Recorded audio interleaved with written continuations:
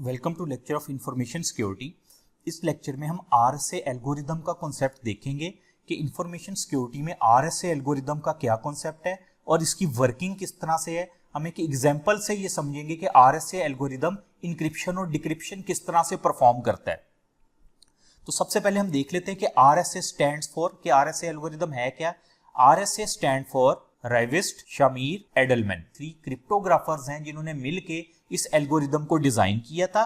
और ये RSA algorithm एक पब्लिक की इंक्रिप्शन टेक्निक या पब्लिक की इंक्रिप्शन एल्गोरिदम है। पब्लिक की से क्या मुराद है? एक ऐसा एल्गोरिदम है जो कि इंक्रिप्शन के लिए और की यूज करता है और डिक्रिप्शन के लिए और की यूज करता है, यानी डिफरेंट कीज यूज करता है फॉर इंक्रिप्शन एंड डिक्रिप्शन। और जो आरएसए कीज है उनकी जो लेंथ है, इस एल्गोरिदम की जो कीज हम कह लें कि जनरेट करते हैं, उनकी लेंथ 1024 और 2048 बिट्स लॉन्ग होती है। यानी जितनी ज्यादा उनकी लेंथ होगी उस कीज की, उतना ही ज्यादा डिफिकल्ट होगा इस एल्गोरिदम को ब्रेक करना। और इसके अलावा ये ब्लॉक साइफर कंसीडर किया जाता है, यानी ब्लॉक की फॉर्म में इंक्रिप्शन करता है। तो इंक्रिप्शन की जो बेसिक टर्मिनोलॉजीज हैं, जिस तरह जो मैंने बताया अभी, यहाँ पे लिखा गया पब्लिक की है, एसिमेट्रिक या सिमेट्रिक होता है, इसके अलावा ब्लॉक की फॉर्म में मैंने कहा करता है इंक्रिप्शन। तो ये हमने जो अर्लियर लेक्चर्स हैं उसमें हम ये सब क्लियर कवर कर चुके हैं चीजें। आप उन लेक्चर्स को भी देख सकते हैं कि पब्लिक की और प्राइवेट की में क्या डिफरेंस है, स्ट्रीम साइफर और ब्लॉक साइफर क्या होता है, इनमें क्या डिफरेंस है। तो वहां से भी ये कॉन्सेप्ट क्लियर हो जाएगा। उसका लिंक मैं इस वीडियो की डिस्क्रिप्शन में भी ऐड कर दूंगा ताकि आप उन लेक्चर्स को भी असेस कर सकें। तो अब इसकी हम एल्गोरिदम को पहले समझते हैं क्या है, इसकी वर्किंग देखते हैं किस तरह से है, फिर एक प्लेन टेक्स्ट लेके उसको इनक्रिप्ट और डिक्रिप्ट करके देखेंगे कि क्या उसी तरह से ये काम कर रहा है जिस तरह से इसको एक्सप्लेन किया जा रहा है। सेलेक्ट 2, स्टेप नंबर 1 क्या है, स्टेप बाय स्टेप इसको देखते हैं। इस एल्गोरिदम का स्टेप 1 क्या है, select 2 prime large numbers P and Q. 2 number कह रहे हैं हमें कि सिलेक्ट कर लें जो कि प्राइम नंबर हो और उनकी वैल्यू जरा लार्ज होनी चाहिए। लार्ज किस लिए कह रहे हैं? जितनी लार्ज वैल्यू होगी उन प्राइम नंबर्स की, उसको डिक्रिप्ट करना या उस एल्गोरिदम को ब्रेक करना उतना ही ज्यादा मुश्किल हो जाएगा। तो हम यहाँ पे, मैं इस एग्जांपल में लार्ज वैल्यू नहीं ले रहा ताकि हमारी कैलकुलेशन कुछ इजी हो जाए और हम इसका कॉन्सेप्ट जो है वो अंडरस्टैंड कर लें। उसके बाद वैल्यू जो भी हो उस पर कैलकुलेशन हो सकती हैं। तो प्राइम नंबर क्या होता है? प्राइम नंबर ऐसा नंबर होता है जो कि अपने आप के ऊपर और 1 के ऊपर डिवाइड होता हो, जिस तरह 3 हो गया, 1 हो गया, 5, 7, ये हमारे प्राइम नंबर है। तो सबसे पहले आप देखें P = 3 और Q 11। मैंने जो वैल्यू यहाँ पे सिलेक्ट की प्राइम नंबर की 3 और 11 सिलेक्ट की। अब आपके ज़हन में ये भी आ सकता है कि यहाँ पे तो लिखा हुआ है लार्ज नंबर होने चाहिए। मैंने लार्ज नंबर सिर्फ इसलिए नहीं लिए ताकि समझने में आसान हो जाए हमारे लिए, नहीं तो होने ये लार्ज नंबर ही चाहिए इसमें ताकि इसको ब्रेक करना उतना ही मुश्किल हो। तो हमने 3 और 11 ले लिए। 3 भी हमें पता है प्राइम नंबर है और 11 भी एक प्राइम नंबर है जो कि सिर्फ अपने आप के ऊपर और 1 पे ही डिवाइड होते हैं। स्टेप नंबर 2 क्या है, कैलकुलेट n। n को कैलकुलेट करें। n कहां पे हमें चाहिए होगा? जब हम इंक्रिप्शन करेंगे वहां पे भी इस n की वैल्यू को यूज करेंगे, डिक्रिप्शन में भी n की वैल्यू यूज होनी है। तो n की वैल्यू कैसे आएगी? P और Q को हम मल्टीप्लाई कर देंगे। ये स्टेप नंबर 2 है। n 3 है, Q 11 है, 3 × 11 हमारे पास क्या हो गया? 33। 2 स्टेप हो गए। Step number 3, calculate phi n। Phi of n क्या चीज है? फाई ऑफ n हमारे पास यूलर टोशेंट फंक्शन जो है उसके थ्रू हमारे पास फाई ऑफ n हम कैलकुलेट करते हैं। ये टोशेंट फंक्शन है क्या, हमें अभी इसकी डिटेल में जाने की जरूरत नहीं है क्योंकि हम आरएसए एल्गोरिदम पढ़ रहे हैं। इसमें बस आप ये याद रखें कि टोशेंट फंक्शन जो है हमारे पास, यूलर टोशेंट फंक्शन, उसके थ्रू फाई ऑफ n की वैल्यू आती है। और वो फंक्शन क्या है, हम क्या निकालते हैं उसमें p - 1 मल्टीप्लीकेशन q - 1। p तो हमारे पास 3 है और q 11 है, तो 3 - 1 क्या होता है? 2। 11 - 1 क्या होता है? 10। 2 × 10 हमारे पास होता है 20। यानी हमारे पास फाई ऑफ n की वैल्यू भी आ गई 20।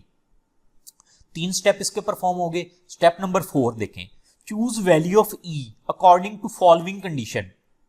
E की वैल्यू चूज करनी है और नीचे 2 कंडीशन दी है कि इस कंडीशन को पूरा उतरना है। इस कंडीशन पे पहली कंडीशन क्या है कि E की वैल्यू 1 से बड़ी होनी चाहिए और फाई ऑफ n से छोटी होनी चाहिए। 1 से बड़ी और फाई ऑफ n से छोटी, यानी E की वैल्यू हमारे पास 1 और 20 के दरमियान में कोई होनी चाहिए। हम कोई भी वैल्यू ले सकते हैं, 2, 3, 4, 5। लेकिन कंडीशन नंबर 2 क्या है? जो भी आप E की वैल्यू लेंगे उसका और जो आपके पास फाई की वैल्यू है उसका जीसीडी जो है जिसको हम बोलते हैं ग्रेटेस्ट कॉमन डिवाइजर, वो हमारे पास 1 होना चाहिए। किस तरह से, अब देखें ये हम क्या कर सकते हैं, मसलन यहां पे मैंने ली है e की वैल्यू 7। अब इसका क्या मतलब है, यहां पे मैं आपको समझाता हूं। ये देखें मेरे पास एक वैल्यू 7, ये लिखा है ना e और फाई ऑफ n के 20, मेरे पास 7 और 20 है इस वक्त, ठीक है, 2 वैल्यूज हैं। इनका जीसीडी 1 होना चाहिए। जीसीडी का मतलब कि इन दो वैल्यूज के जितने भी हमारे पास डिवाइजर्स हैं, 7 और 20 के जितने भी डिवाइजर्स हैं, उनमें जो कॉमन डिवाइजर है वो 1 होना चाहिए, यानी ग्रेटेस्ट कॉमन डिवाइजर 1 होना चाहिए, उसके अलावा नहीं कोई होना चाहिए। देखें 7 पे क्या है, 1 को अगर हम करें 1 मल्टीप्लाई 7 7 होता है, यानी 1 डिवाइजर है इसका और 7 खुद डिवाइजर है इसका, ये दो ही बनते हैं ना, 1 और 7। अब यहाँ पे 20 पे देखें, 20 का क्या डिवाइजर बनता है, 1 भी बनता है, 2 भी होता है क्योंकि 2 मल्टीप्लाई 10 20 होता है, इसके अलावा 4 भी होता है, 4 मल्टीप्लाई 5 20 होता है, इसके अलावा 5 भी होगा, 5 मल्टीप्लाई 4 20 होता है, इसके अलावा 10 भी होगा, इसके अलावा 20 खुद भी होगा। तो अब यहां पे अब देखें इनमें कॉमन डिवाइजर कौन सा है, यहां पे 2 4 5 10 20 आ रहा है, इधर तो नहीं आ रहा, 1 सिर्फ कॉमन है, 1 इधर भी 1 है और इधर भी 1 है, तो इसका मतलब है ये इसका जीसीडी जो है वो 1 है। इसके अलावा अब आपके जहन में ये आ रहा होगा 7 ही क्यों लिया, कोई और ले लेते, तो क्या अगर मैं यहां पे सपोज करें, मैं आपको कहता हूं कि मैं e की वैल्यू 5 लेता हूं, ठीक है, e की वैल्यू 5 लेता हूं और 5 ऑफ 5n की वैल्यू तो हमारे पास ऑलरेडी 20 है, तो क्या इनका जीसीडी 1 आता है, हम चेक करते हैं। देखिए यहां पे 5 के डिवाइजर कौन से हैं, 1 और 5, 20 के डिवाइजर कौन से हैं, ये ऊपर सारे लिखे हुए हैं। अब इसमें कॉमन क्या है, 5 में 1 और 5 आ रहा है, 20 में भी देखें ये 1 भी है और 5 भी है, तो इसमें ग्रेटेस्ट कॉमन डिवाइजर क्या हो गया, 5 हो गया, क्योंकि 5 इधर भी आ रहा है और यहां पे 20 वाले में भी आ रहा है, तो इसका मतलब ये तो नहीं हो सकता, कंडीशन तो ये है कि जीसीडी 1 होना चाहिए, ठीक है। इसके अलावा आप कोई और देख लें, हम इसके अलावा देख लेते हैं, मसलन मैं कहता हूं 11 में लेता हूं, ठीक है, 11 और 20, क्या ये हो सकता है। आप देखें 11 पे क्या होता है, 1 डिवाइड होता है और क्या होता है, 11 खुद होगा, 1 और 11। अगर आप 20 के डिवाइजर देखें तो ये लिखे हुए ऊपर, इनमें कॉमन क्या है, इनमें कॉमन सिर्फ 1 आ रहा है, इसका मतलब जीसीडी 1 है। तो ये 11 भी e की वैल्यू हो सकती थी, लेकिन हमने 7 वैल्यू ली है, तो हम कोई भी वैल्यू रख सकते हैं जो इस कंडीशन पे पूरी उतर रही हो। तो उसके बाद हमारे पास ये जो अब e आ गया ना, ये यूज होगा पब्लिक की के लिए, और पब्लिक की कहां पे यूज होती है, इंक्रिप्शन के लिए। लिखा हुआ है e ऑफ n, e क्या है हमारे पास 7 आ गया, n की वैल्यू ये देखें हमने निकाली थी 33 आ गया। अब ये 7 और 33 इंक्रिप्शन में यूज कैसे करना है वो भी मैं आपको भी समझाऊंगा एक प्लेन टेक्स्ट लेके। उसके बाद स्टेप नंबर 5 देख लेते हैं, यहां पे हमें d की वैल्यू चाहिए। ये जो d की वैल्यू है ना, ये हमारे डिक्रिप्शन के प्रोसेस के अंदर यूज होगी। अब d की वैल्यू हमारे पास कैसे आती है, d is congruent to e inverse mod phi of n, जो कि ये इक्वल टू नहीं है, कंग्रुएंट है, ठीक है, इसको कंग्रुएंट पढ़ते हैं। अभी इसकी क्या डिटेल है वो अभी हमने कवर तो नहीं की हुई है, लेकिन आपने इस लेक्चर के लिए ये जहन में रखना है कि जो आरएसए एल्गोरिदम है उसके लिए डी निकालने का आपने जहन में रख लेना है कि ये एक फार्मूला है आपके पास, ठीक है, डी निकालने का ये एक फार्मूला है, जहां पे इसको आगे लिखा हुआ है कि ये किसके इक्वल होता है, E D congruent to 1 mod phi of N. E की वैल्यू क्या है 7 multiplication D mod N phi of N के 20। तो d की वैल्यू हमारे पास यहां से अगर हम कैलकुलेट करेंगे तो आएगी 3, और जो हमारे पास प्राइवेट की बन जाएगी वो होगी d ऑफ n, यानी 3 और 33। आप यहां पे देख सकते हैं कि ये इंक्रिप्शन की थी 7 और 33, प्राइवेट की आ रही है जो डिक्रिप्शन के लिए वो है 3 और 33, तो ये दोनों डिफरेंट है, इसीलिए हम इसको क्या कहते हैं, हम इसको पब्लिक की इंक्रिप्शन एल्गोरिदम भी कहते हैं, क्योंकि इसमें इंक्रिप्शन और डिक्रिप्शन की डिफरेंट होती हैं। अच्छा, अब यहां पे एक आपके जहन में कि डी आ कैसे गया, 3 कैसे वैल्यू आ गई, वो भी मैं आपको बताता हूं। उससे पहले एक चीज और कि अगर मैंने तो यहाँ पे 3 और 11 कम वैल्यूज ली हैं, ऐसा भी हो सकता है मसलन आप 5 और 7 ले लेते हैं वैल्यू, 5 भी प्राइम नंबर है 7 भी, पी और क्यू की वैल्यू 5 और 7 लेते हैं और इसको परफॉर्म करते हैं, ई की भी वैल्यू उन कंडीशन पे जो पूरी उतरेगी आप वो ले लेंगे। तो हो सकता है इन छोटी वैल्यूज में आपकी जो पब्लिक की आ रही हो और वो प्राइवेट की आ रही हो वो सेम हो, ये भी पॉसिबिलिटी हो सकती है, लेकिन आपने ज़हन में रखना है कि इसीलिए कहा गया कि लार्ज प्राइम नंबर होने चाहिए। जितने लार्ज प्राइम नंबर होंगे वो पॉसिबिलिटी खत्म हो जाएगी कि ये वैल्यू सेम हो। तो अगर आपने कुछ छोटी वैल्यू लेके प्रैक्टिस के तौर पे कर रहे हैं और ये सेम आ गया तो तो उसमें कोई बहुत ज्यादा परेशान होने की जरूरत नहीं है। ये नहीं समझना कि ये गलत हो गया, वो गलत नहीं है, वो इस वजह से होगा क्योंकि आपने वैल्यूज जो है प्राइम नंबर की वो काफी कम रखी हुई है। अब बात कर लेते हैं डी कि डी की वैल्यू हमारे पास कैसे आ गई। डी की वैल्यू के लिए जैसा कि यहां पे लिखा हुआ है how to find D, D को कैसे फाइंड करें, उसके लिए क्या है, एक फार्मूला आपके सामने है, D is equal to phi of N multiplication I plus 1 divided by E. अच्छा, आपने ये अब इतना ज्यादा देख के परेशान नहीं हो जाना कि क्या है, ये मैंने किसी और मकसद के लिए लिखा है, अभी आपको बताता हूं समझाने के लिए। हमने सिर्फ इसके अंदर वैल्यू पुट करनी है, ठीक है। अब डी के लिए ये जो डी है ना, ये डी की पूरी एक डेरिवेशन है कि किस तरह से ये वाली चीज बनती है, ये वाला फार्मूला डी का किस तरह से बनता है, पूरी एक डेरिवेशन है। इस एल्गोरिदम के लिए मैं आपको रिकमेंड करूंगा, अगर आपको ये चीज नहीं फॉर एग्जांपल याद रहती तो आप डी का कम से कम ये वाला फार्मूला जरूर याद रखें। ये वाला डी का फार्मूला याद रखना है। इसको ड्राइव कैसे किया जाता है आरएसए एल्गोरिदम के लिए, उसकी आपको फिलहाल जरूरत नहीं है आरएसए एल्गोरिदम समझने के लिए। तो आपने क्या फार्मूला याद रखना है, ये वाला फार्मूला आपने याद रखना है। ये भी फार्मूला हो सकता है, लेकिन जब आपने डी की वैल्यू निकालते हैं ना तो खाली इस फार्मूले से वैल्यू निकालना थोड़ा सा मुश्किल हो जाता है हमारे लिए। तो अब देखते हैं इस फार्मूले से डी की वैल्यू 3 जो हमारे पास आई कैसे आई थी। देखें phi of N, phi of N क्या है 20 मल्टीप्लाई 1, आई की वैल्यू रखी 1। अब 1 वैल्यू क्यों रखी, यहां पे लिखा हुआ है put value of I is equal to 1 2 3 4 so on until integer value of D is found. D की वैल्यू जब तक इंटीजर नहीं मिल जाती हमने आई की वैल्यू लिखती जानी है, उसमें ऐड करते जानी है, एक दफा 1 है, अगली दफा 2 3 4 5 एंड सो ऑन। अब देखें हमारे पास क्या हुआ, फर्स्ट अटेम्प्ट में 20 मल्टीप्लाई 1 प्लस 1 डिवाइडेड बाई 7, क्योंकि डिवाइडेड बाई ई था, ई हमने रखा हुआ था 7। देखिए 20 मल्टीप्लाई 1 कितना होता है 20 प्लस 1 करें तो 21 डिवाइडेड बाई 7 3। हमारे पास जो पहले स्टेप में वैल्यू आई वो 3 आ गई और हमने वो 3 वैल्यू यहां पे डी की लिख दी थी।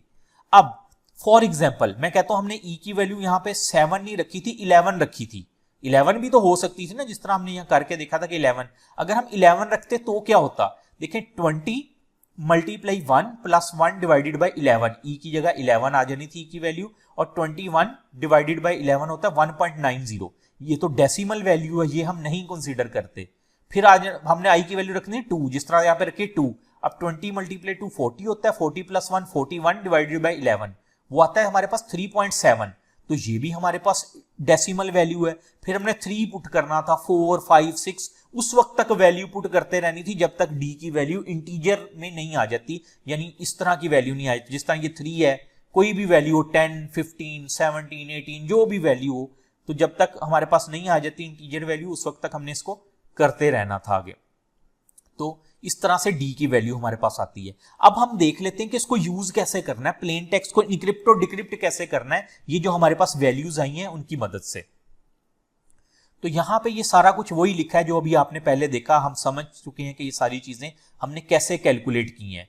यानी अब हमें जरूरत किस चीज की है, हमने ई की वैल्यू कैलकुलेट की थी, हमें इसकी जरूरत आनी है, और हमने जो फाई की वैल्यू कैलकुलेट की थी ये हमें डी कैलकुलेट करने के लिए चाहिए थी, जो कि हमने कैलकुलेट कर लिया हुआ है। हमें अब एन की वैल्यू की जरूरत पड़नी है, जिस तरह यहां पे देखें लिखा हुआ है पब्लिक की ई ऑफ एन, हमें ई और एन चाहिए होता है और डी और एन चाहिए होता है डिक्रिप्शन के लिए।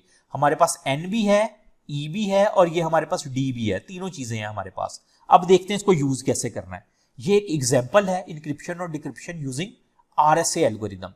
प्लेन टेक्स्ट ए और आई मैंने वैसे ही समझाने के लिए ए और आई लिख दिया है, आप प्लेन टेक्स्ट तो कोई भी हो सकता है।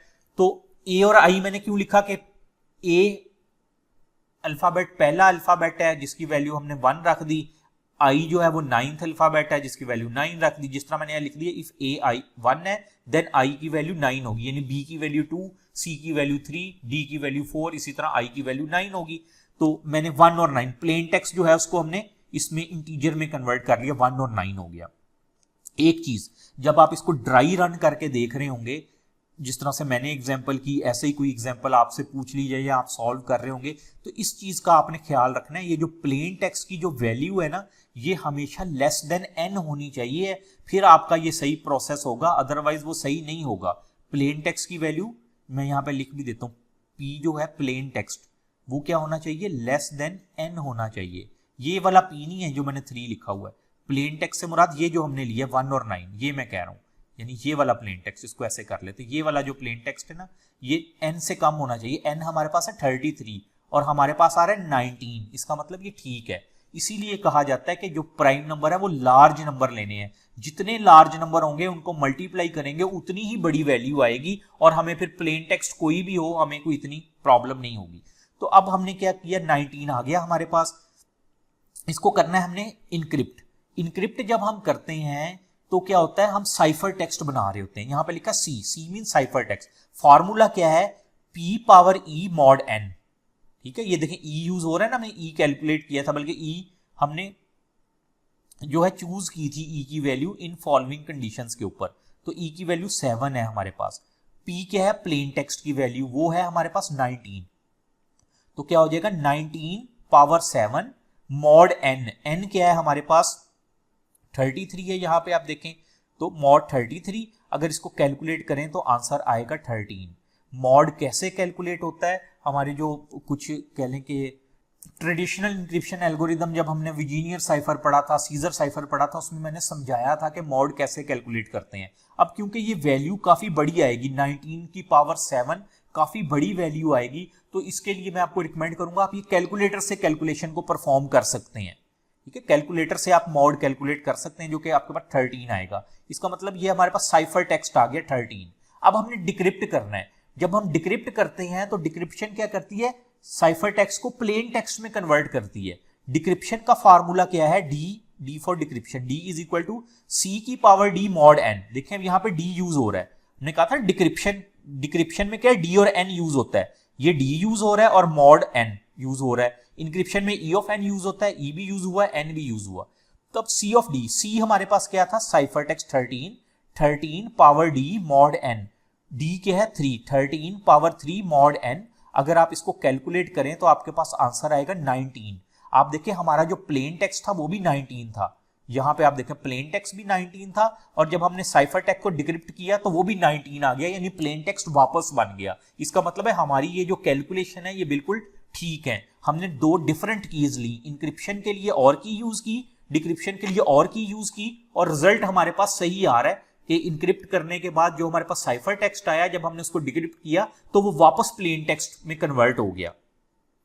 तो ये बेसिक वर्किंग है आरएसए एल्गोरिदम की। उम्मीद है इस एग्जाम्पल के बाद आपको ये बिल्कुल क्लियर हो गया होगा कि आरएसए एल्गोरिदम की वर्किंग क्या है और किस तरह से हम इससे इंक्रिप्शन और डिक्रिप्शन का ऑपरेशन परफॉर्म करते हैं। Thank you.